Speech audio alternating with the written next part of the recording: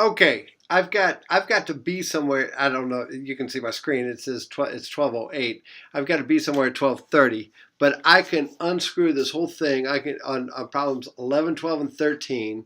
Um, we can make a lot of money here in about just with an 8-minute video. Um, I I spent probably too much time teaching today, or thinking that I was doing you a favor by avoiding certain equations. Well, I don't like the one equation at the bottom, but here is the equation that is golden. It's a quadratic, and we shouldn't be afraid of quadratics. I made a big speech about how at the beginning of the class how you guys are smart and you were good at algebra, and otherwise you wouldn't be pursuing the degree the career path that you're doing if the quadratic equation scared you. That would be silly. So here we go. You remember this guy, right? Let me zoom in a little. I always have to zoom in a little bit here. Okay, so you remember the quadratic equation. Good old x 0 equals ax squared plus bx plus c. And so x is equal to minus b plus or minus the square root of b squared minus 4ac divided by 2a. All right. That is not that hard to do, especially with the new calculators that we have right now. All right, so let's take it. So what does this look like in physics? In physics, we use this quadratic formula. We use y final is equal to y initial plus v naught yt minus 1/2 gt squared. There's our quadratic equation that we use for when we have an acceleration, and it could also use in the x direction too. All right, and so basically what we've got here in physics is we go 0 is equal to y initial minus y final. We'll just because those will be two numbers draped together in one term. Plus v naught yt minus 4.9 t squared. Where did I get the 4.9? 1/2 of 9.8 is equal to 4.9. All right, so we have a is equal to negative 4.9 from up here. B, in this case, is equal to v naught y, whatever it may be. And C is equal to my y initial minus y final. That makes all of these problems easy as can be. Watch. I was killing you guys, and it's not that hard. Watch this. So here we go. Let's look at problem 11. He tosses the ball straight up in the air, okay, with an initial velocity of 14.9 meters per second. It passes a tree branch to 7.4 meters high. How long was this sucker in the air? How long was it in the air? This is easy if we use the quadratic equation. Watch and be amazed, or be pissed off at me for wasting 90 minutes of your life today. All right. Anyway, so on my problem 11, what did I have? Dun, dun, dun. I had 7.4 and 14.9. Sorry. All right, so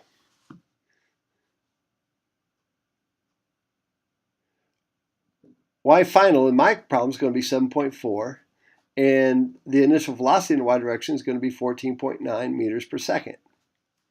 Okay, and my acceleration is negative 9.8 meters per second squared. All right, so now here's what we're talking about. I've got a tree branch here on a tree, all right, and I throw this ball up in the air, and it's going to pass this branch twice. It's going to go by here, and it's going to go by here. So I'm going to have two different times that it's at 7.4 meters. And this height here is 7.4 meters, and so therefore it's got two times that it goes by there. Guess what the quadratic equation does? It gives me two times. So let's do y final is 7.4, okay, is equal to y initial, which we'll say is 0, plus 14.9t minus 4.9t squared. Again, because because our formula is y final is equal to y initial plus v naught y t minus 1/2 at squared. So that's where I get the 4.9t squared. So I'll say 0 is equal to minus 7.4 plus 14.9t minus 4.9t squared. Okay? Now, if you don't want to, you can come over here and you can go to a quadratic problem solver.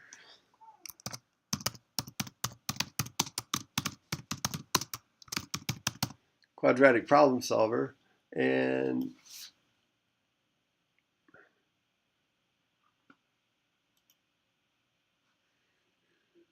here we go. Here's the one that I was looking for. Okay, so in this case, my A is equal to negative 4.9.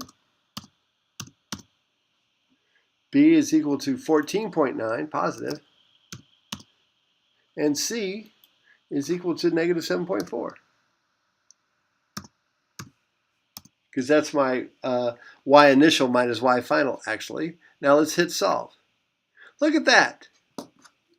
T2, when it goes by the branch the first time, T1 is equal to 0.625 seconds, and T2 is equal to, and I'm going to show you these, 2.416 seconds.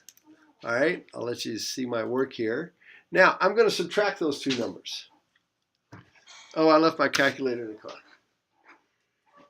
That's all right, I got one here. 2.416 minus 0.625 equals 1.791. That's my change in t is what I'm doing here. Change in t is 1.791 seconds.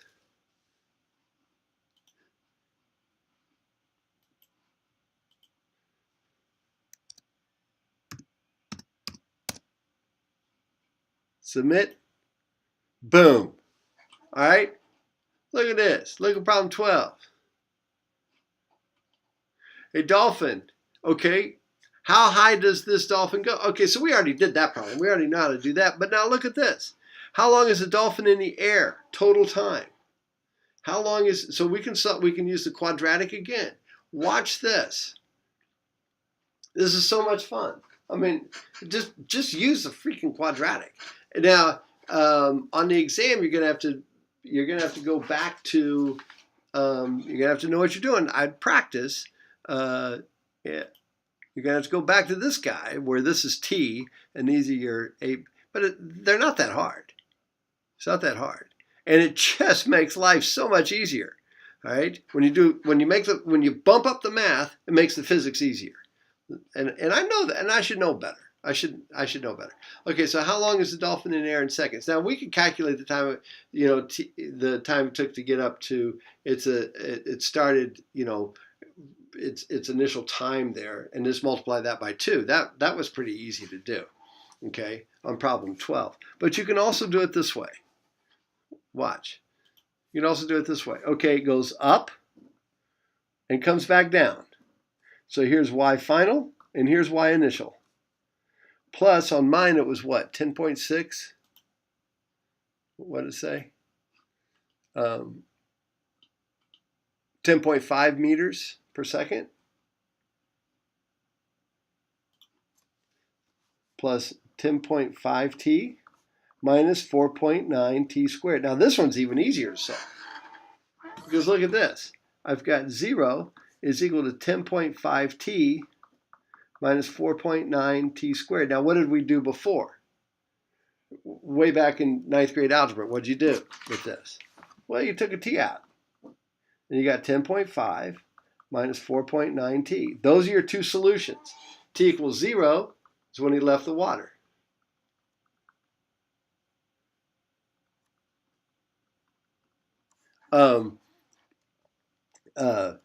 Now I'll solve this one for 10.5. Both of these have to equal 0. Both these terms have to, 0 times 0 is equal to 0. All right, so 10.5 minus 4.9t, that is also equal to 0. So I wind up with 4.9t is equal to 10.5. This looks like it's going to be real close to solve for t. 10.5 divided by 4.9.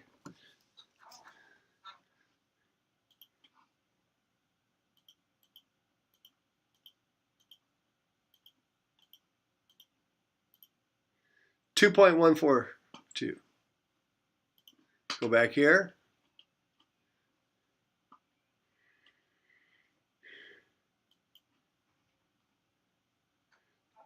What did I say? 2.142. What did I say?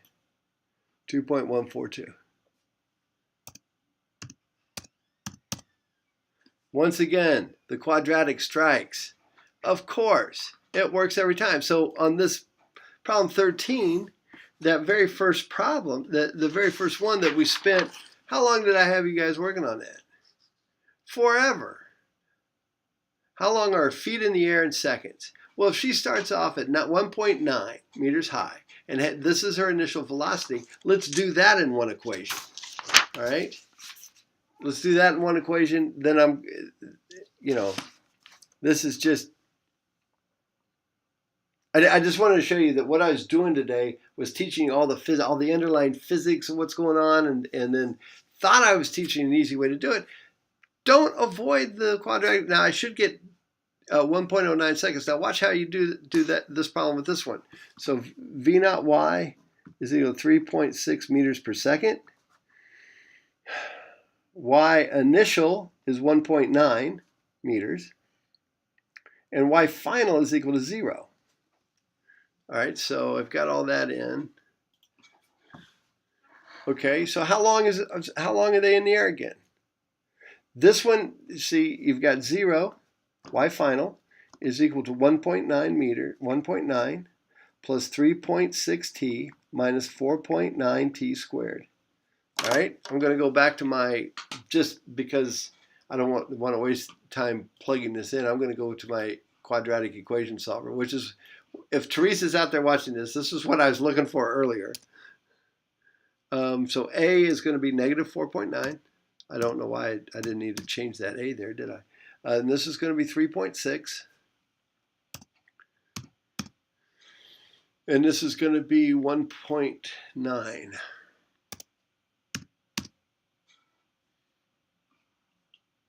Solve. There it is. Now this is the negative answer. It doesn't work, but this is 1.09. Works every time. So what does part B look like? What is the height above the board in meters of our highest point? Oh, well, we solved that. That's just like the coin toss that we did. That's what we opened with. So we've got, I did a good job of teaching that. I did a horrible job of just glancing over this one. And then what is her velocity when her feet hit the water? Assuming the vertical is positive afterwards. So we know the total time she's in the water, right? Now that we know the total time, 1.09 seconds, her velocity when her feet hit the water, we can do it this way. So we did B pretty much in class because that's just like the coin toss. So what about V final? And this will make V final make much more sense. Okay, so here we go. What is the velocity meters per second? Well, we know the total time because right away we figured out t was equal to 1.09 seconds for me. For yours it might be a little bit different. You know, you're going to have a different time. So what's her final velocity when her feet hit the water? V final y is equal to 3.6 meters per second minus 9.8 times 1.09 seconds. So I wind up with 3.6. See, by avoiding the quadratic equation, by over-explaining too much physics this morning, have I needed a fancy calculator even? Well, yeah, I guess for the quadratic I did. But for the most, once I got that time, so I've got 3.6 minus, oh, this doesn't do parentheses. This is expanded. Clear. Sorry. Freaking clear button. There it is. Okay, so 3.6 minus parentheses 9.8 times 1.09 close parentheses equals negative 7.02.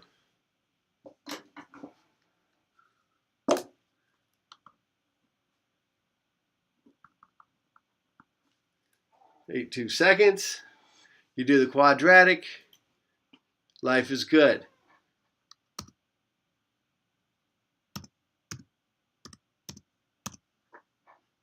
Submit. Better go on with that. All right, out here. Good job today for hanging in there. But don't be afraid of the quadratic equation. And I will talk more on Tuesday. So since I've already submitted this, we're done. We're going to start chapter 3 on Tuesday. And part of chapter 3 is going to be on the exam Thursday.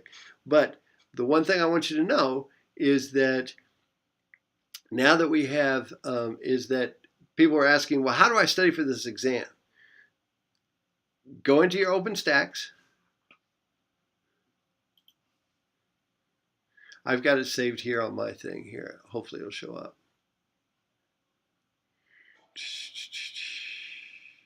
You see OpenStax anywhere?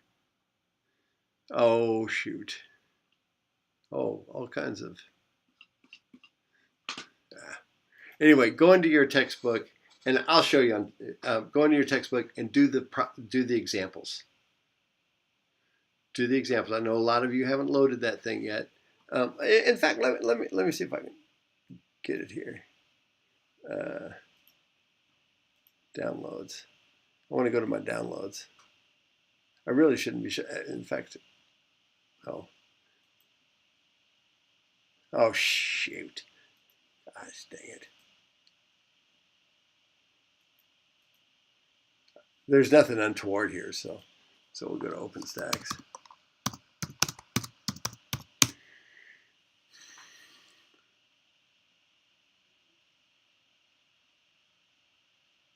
Where's the actual book? Here it is. Okay, so we're going to go into the book here, and here's what I want you to do. All right, so let's just start with falling objects. Okay, so we did the moon thing. They talk about it. Here's your equations. Okay, so here you go. Example, see 2.14? So there's about 15 to 20 examples. See if you can. The rock misses the edge of the cliff as it falls. Okay, a person standing on the edge of a high cliff throws a rock straight up in the air with a 13 meters per second. The rock misses the edge of the cliff as it falls back to earth. Calculate the position and velocity of the rock after 1 second, 2 seconds, 3 seconds after it's thrown, neglecting air resistance. Okay, guess what you have? Y equals this guy. Plug all that in. Notice how they put the negative sign right here. Plug all that in. What? Okay, so now you're going through the examples. Work the examples. And then go back and look at them again and see if you can work it without the help. That's the way you prepare for the physics test. All right? There. I just condensed our 75-minute class into 8.5 minutes. I should have started there. Then we could have gone on to chapter 3. Quadratic equation is a wonderful thing.